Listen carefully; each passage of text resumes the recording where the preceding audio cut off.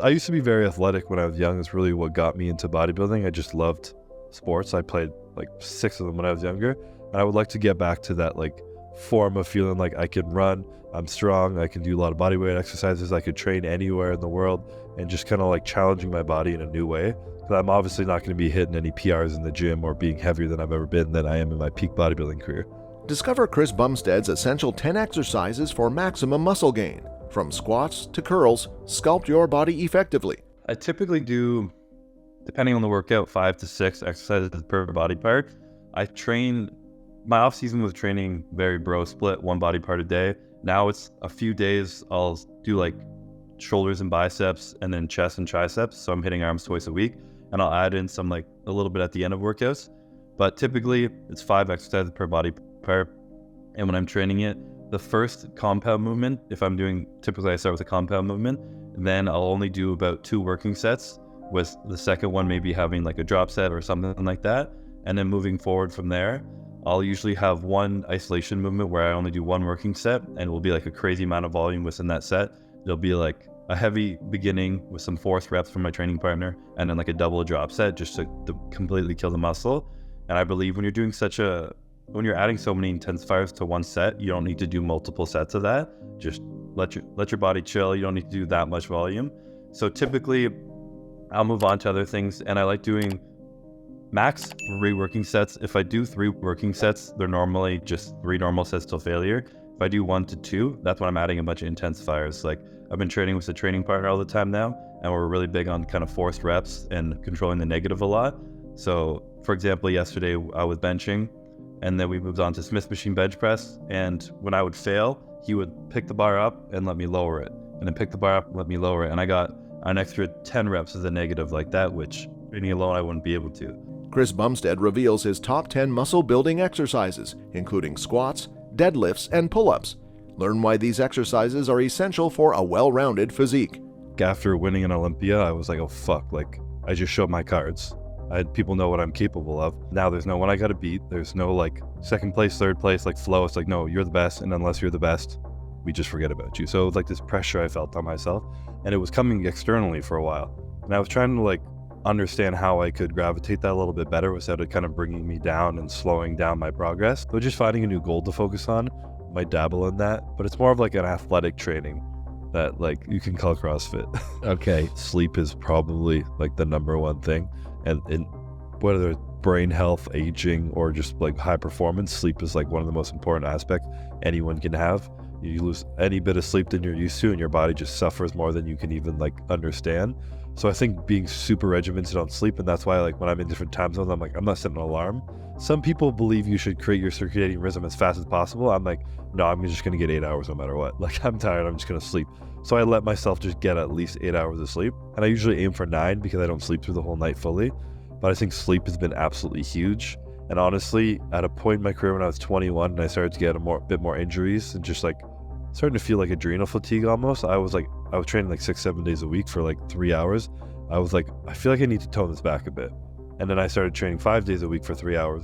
And then I realized I had a little bit more progress. And then a year later, I was like, that was catching up to me.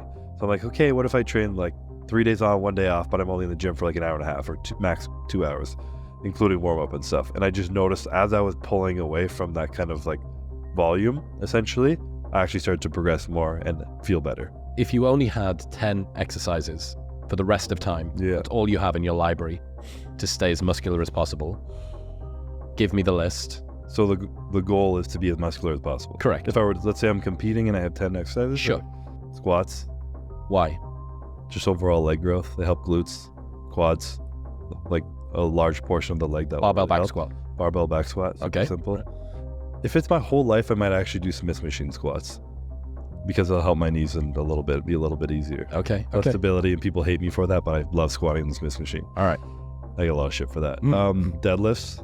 Okay. Just to get something that'll target my hamstrings, and so I don't have to take out another 10 of something too hamstring focused and glute and back focused. Pull-ups, so I can hit my back and biceps in one. Overhand, underhand? Neutral. Oh, neutral grip. Neutral probably, yeah. Okay. It's a little bit more lat and biceps. Yep. Make sure my arms are going. Incline dumbbell press. I find inclines a little bit better on your shoulders. So if you're doing it's the only exercise you can do, you won't fuck up your shoulders as much. And dumbbell, it'll just keep you a little bit more symmetrical. Dumbbell shoulder press. Seated. Yep. Dumbbell shoulder press. Yeah, I think that'll help your triceps and shoulders a lot. Maybe a close grip flat bench. Different part of the chest and triceps. Okay. Yeah. Dumbbell curl. Just something specific. Brilliant. I'm so glad that was in there. How do you want to live without doing fucking dumbbells? Standing supinated. Okay, good, Yeah. good. Yeah. The OG of dumbbell curls. OG, yeah. Yeah, and it's got to be one arm at a Basics. time. It can't be both arms together. It's got to be one arm. One at a time, yeah. Good. Yeah, stick to the basics. Good stuff. Oh, fuck, yeah, there's no calf thing. Well, you're not going to get it with anything else. A little bit on deadlift, but maybe I'll just do stairs on the side and not tell you until the row. Okay. That'll help like stability, like core as well. And then like lower back and obviously upper back. Yeah, because the only back exercise that you've had so far is the pull-up. Deadlifts and pull-ups. Yeah. Bent over rows. Yeah. Probably like a hanging leg raise, just to make sure your core is getting hit. You're not like fucking up your back. And then this is a tough one. I think I'm trying to like focus on either lateral raises or like a overhead tricep extension. I haven't had a lot of like specific triceps. I would probably do lateral raises just to get some meaty delts over. Chris discusses his future plans, considering CrossFit post-retirement. Despite physical constraints from bodybuilding, he seeks diverse physical outlets. Also, explore how proper hydration with Element has been a crucial part of his daily routine for over 3 years. I try and stay on top of everything, health supplements, getting checked up regular by the doctor, maybe a little bit more than the average person because, like I said, we are putting our body in extreme positions and at risk, so it's important to kind of track and get checked up by your doctor, make sure you're taking the right supplements and doing the proper things that you can do to make yourself as healthy as possible, as well as avoiding other things. Like when you're pushing your body to limits in a sport like this, you kind of need to step away from little things like drinking, alcohol, partying, stuff like that, that to the average public may not be unhealthy, but when you're combining it with multiple things, it's best to just stay away from stuff like that.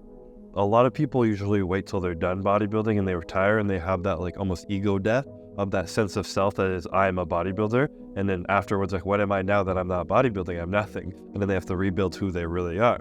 When all along they were someone without bodybuilding beforehand. So why attach your identity to that? I've never really attached my identity to that.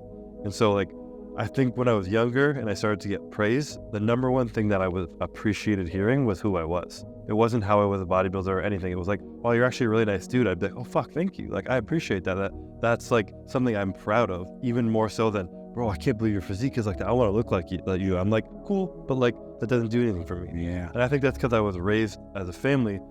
I was given a lot of unconditional love when I was young. And I could not be more grateful for the people in my life and my family. And they really taught me just to like, you know, be who I was no matter what, always be myself, and I didn't need to be anything more. And it allowed me to become so much more while still just inside loving me for just being myself. I wake up maybe 8 a.m. I try and, whatever time I go to bed, I try and get a minimum of 8 hours because I'm really big on my sleep.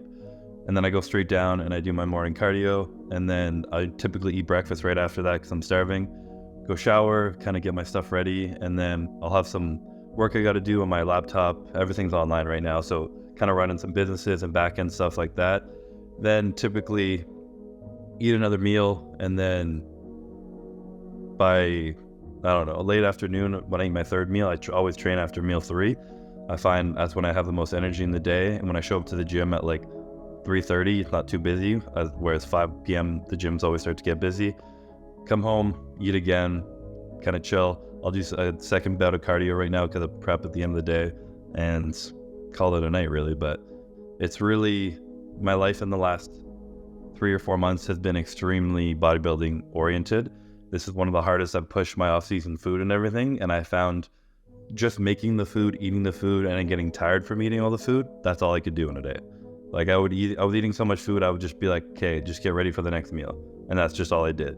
So I kind of left a lot of stuff behind over the summer to focus really on bodybuilding, which I found helped me a lot. My training was better than it's ever been, and I believe I had the best off season I've ever had. So my routines are like, what time do you train? Depends on the time of year. Like it's just wherever I feel natural, I just kind of flow into that state and do what I can, and I kind of thrive in that structure rather than really regimented.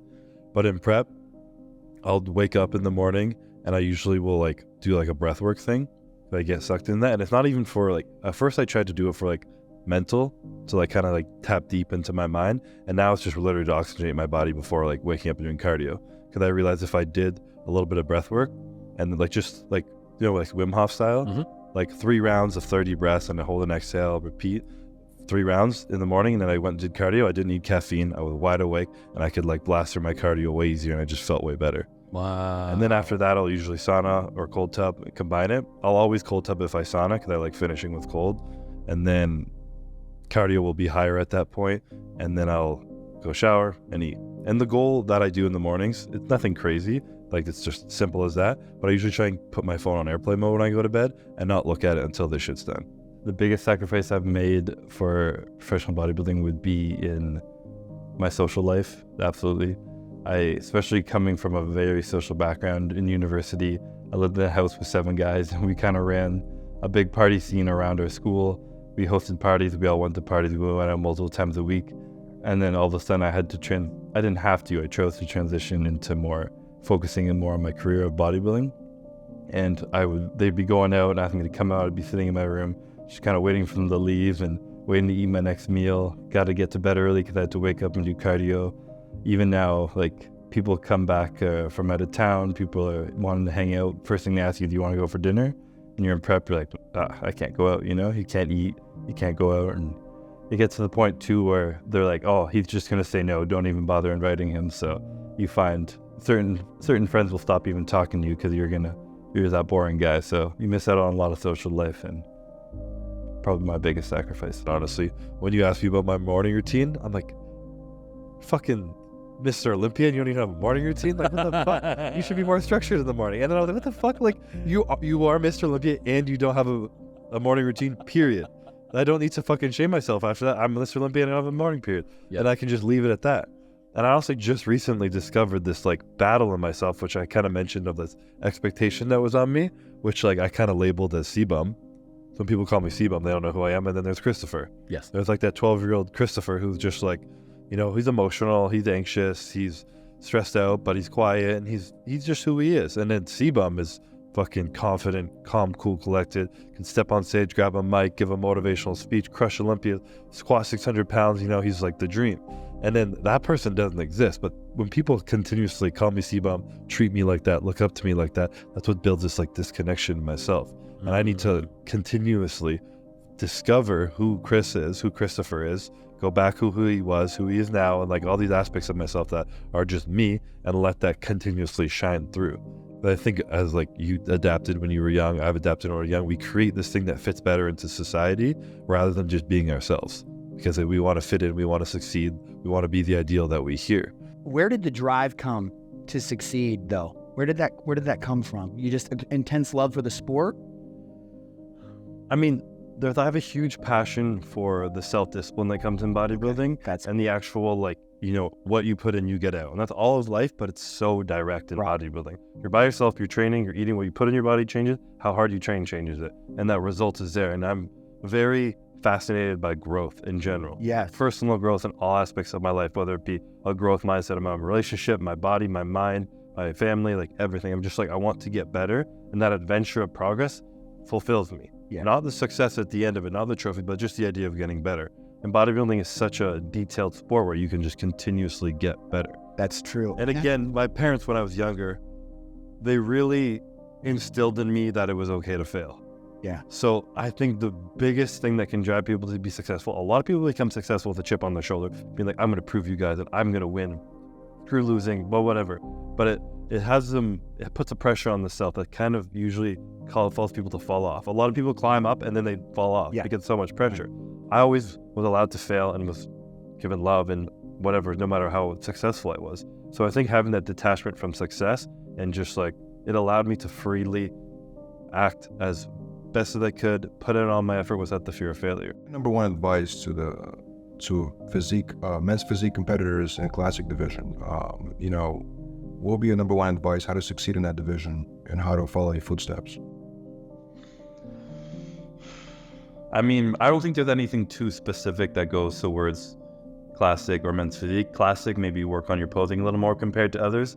But in all bodybuilding, it's going to be the same. It's going to be consistency and something I personally believe in. Love what you do and have fun with it. Because when you start to force things too much and just like, of course you got to do a lot of shit you don't like, but if you don't, at the end of the day, you're not happy doing it and you don't love doing it, you're not going to do it to the best of your ability, and your body is not going to respond the way it should. I keep saying this, I'm a big believer in how connected your mind and body are, and how your mind will control not only how your body acts, but how it physically appears. And in a physique sport, that's obviously hugely important. So if you're at peace with your mind, you're calm, you're happy with what you're doing, you don't have stress or anxiety and stuff like that, your body will follow along with your goals and your work ethic, and everything will kind of follow along. And of course, that all comes through the basic of every bodybuilding rule is consistency.